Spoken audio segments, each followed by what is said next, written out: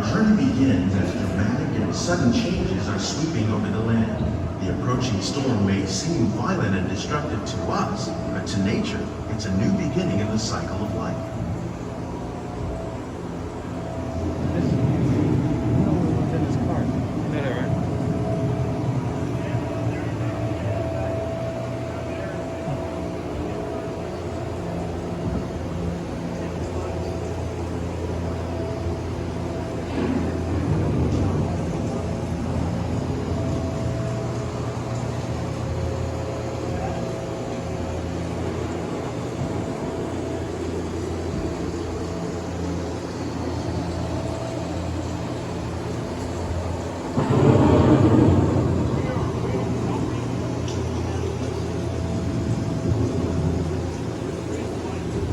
Beneath the surface of the land, roots trap water from the flowing mud, extracting precious nutrients and minerals.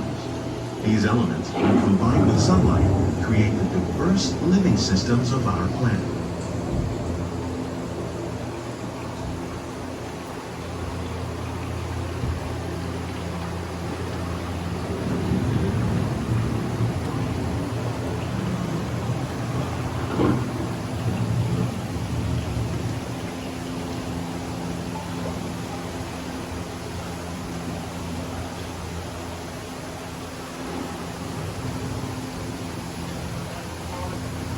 One of those living systems is the rainforest, home to the most amazing concentration of life on our planet. These dense and beautiful forests cover only a tiny portion of the Earth's surface, but they contain more than half of its plant and animal species. Rainforests are also extremely rich and productive living systems, providing us with oxygen, food, medicines, and other elements essential to our lives. Look at his alligator.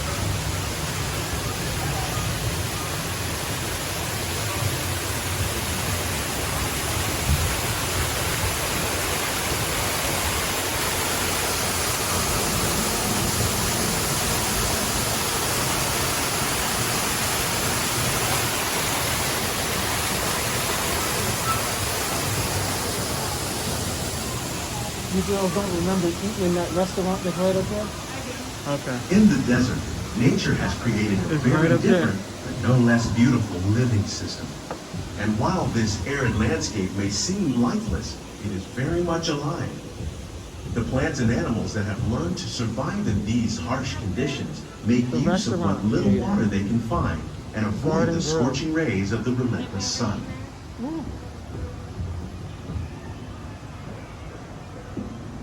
The American prairie once appeared as desolate as the desert, but over time, rainwater and nutrients gradually penetrated the hard surface of this land. Even the hooves of the mighty buffalo helped create the rich soil that will one day become home to the American farm.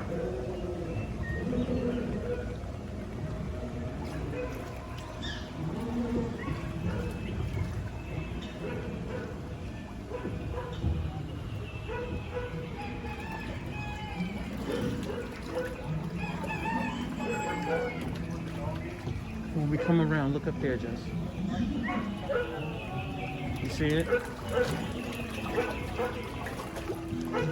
Chip and Dale came to our table and we weren't feeling Of it. all the forces at work on the land, Remember that? humans have had one of the most profound effects.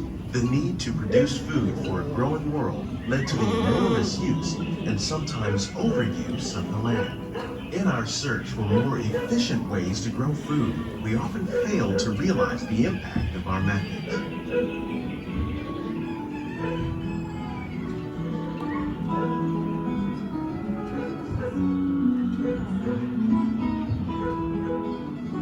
Today, we're learning to live with the land, discovering better ways to grow food that will assure both human and environmental well-being.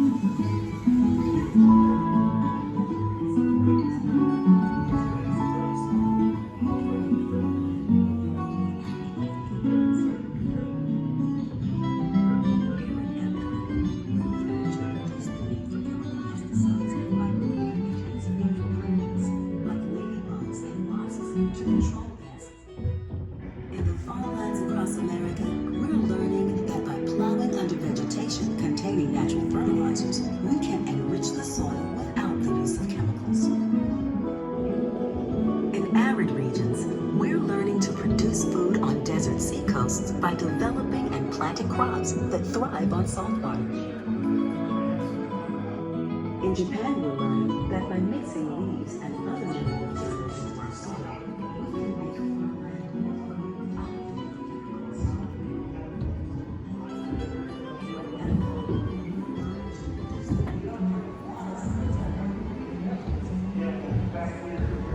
How will we meet tomorrow's growing needs for food production, yet still respect the needs of the land? Some of the answers are being discovered just ahead. To help us maintain these carefully controlled ecosystems, and for your safety, please remain seated in your boat at all times. The lights aren't on because of that girl. Remember I showed you that video?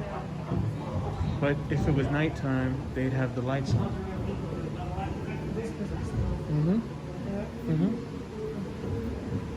But it's Welcome to our living laboratories, where scientists from Epcot and the U.S. Department of Agriculture are exploring innovative ways to produce bountiful harvests now and into the future.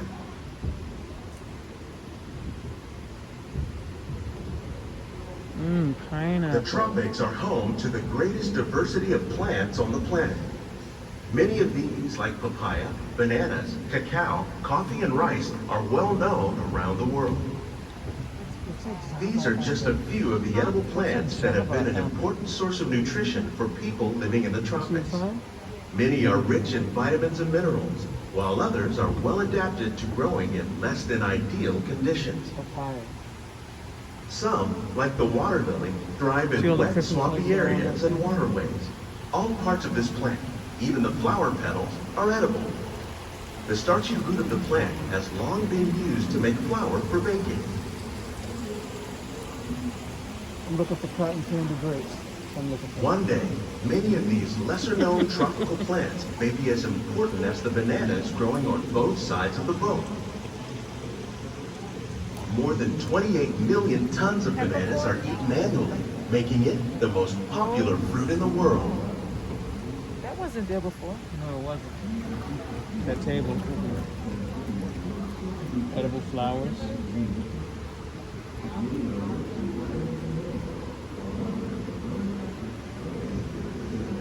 Fruit or something.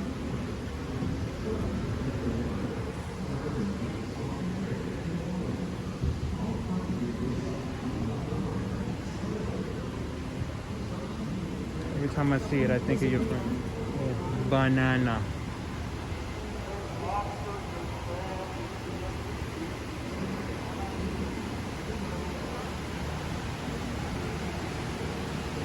Now you see a sign here that says hybrid tilapia. When we mention farming, That you means it was probably don't farmed. think of fish. But fish farming, or aquaculture, accounts for nearly half of all the seafood consumed globally. Tilapia, bass, and catfish, like the ones you see here, are three of the more popular crops raised by fish farmers. The sustainable system we're using here recycles the water in the tanks. As a result, we're able to save millions of gallons each year. Our small fish farm produces nearly 5,000 pounds of fish each year to serve in restaurants around Walt Disney World. Innovations like this one can play an important role in our efforts to produce bountiful harvests and still protect natural resources.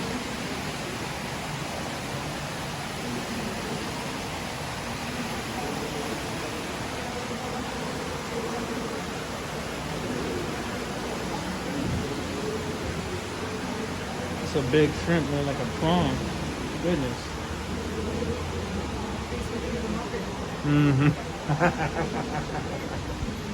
He should pop out and go, how are you doing, While okay? there are more than 50,000 edible plant species in the world, most of us are only familiar with the handful that make up our everyday diet. The common See the grains Christmas growing lights that here, are wrapped around the wheat, pole? maize, sorghum, Oh. and millet, plus rice, account for nearly 2/3 of our global some food big consumption. sunflowers. Learning how to increase yields of these staples is an important goal of research around the world. That's fake bread, though.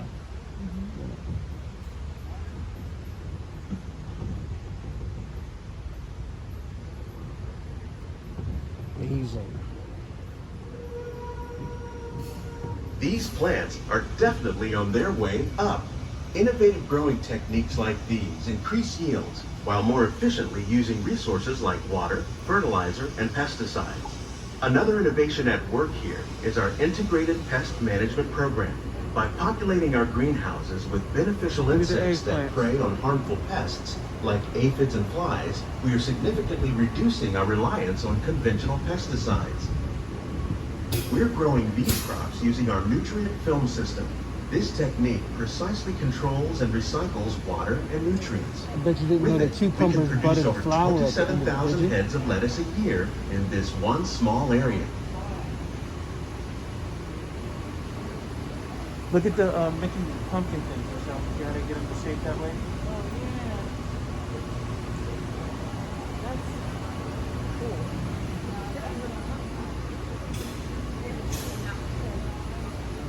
Cuban oregano. Some of our best ideas have been inspired by nature, like these fruit and vegetable trees. By growing these ground plants vertically, we can increase yields and better control diseases. These crops taste as good as they look. In fact, we serve more than 15 tons of produce from our greenhouses in restaurants here at the land every year. Those are real apples. Look at that apple gourd. I've never heard of that. Look at them hanging. An apple gourd. Have you heard of that before? What did it say? Apple gourd? It said it on the sign over there.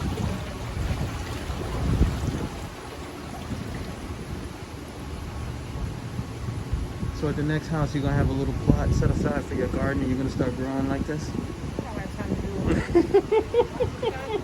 I can't help it with their homework. Be like, Ma, hold on. I gotta go out and check the apple gourd. The future of agriculture may include innovative ideas like this vertical growing system. Plants grown in this way use a fraction of the space required by traditional growing methods. That saves water and increases production. The aquaponics Yeah, they system have. on your left combines hydroponics with aquaculture. The fish provide a natural source of fertilizer for the plants, and the plants help keep the water clean for the fish. It's another great way to produce more while using less. In our lab, Epcot scientists are Wanna work in a working lab? with the U.S. Department of Agriculture on a number Jess, of innovative wanna work in a projects. lab? The goal of these efforts is to produce higher yielding and better quality plants. You can create a new plant, Leah, and we can call it the Leah. Don't limit yourself, Leah. Don't listen to that. Don't limit yourself, Leah.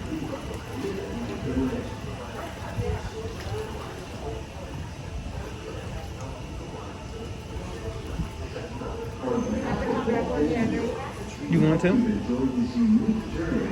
Because there's lights all throughout here, but you just don't see them.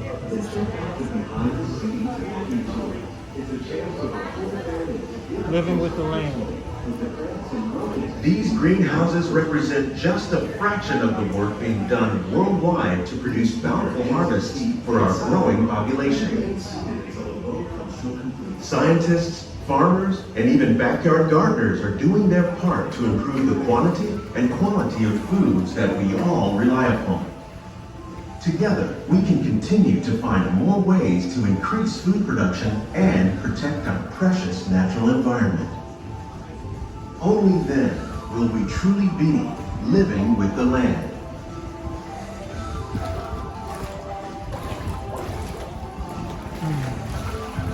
On behalf of Walt Disney World, we hope you've enjoyed this unique journey through our living laboratories. If you'd like a closer look, then check out the Behind the Scenes walking tour. It's a chance for the whole family to get up close and personal with the plants and growing techniques in our laboratories. Please keep your hands and feet inside the boat and remain seated until the boat comes to a complete stop.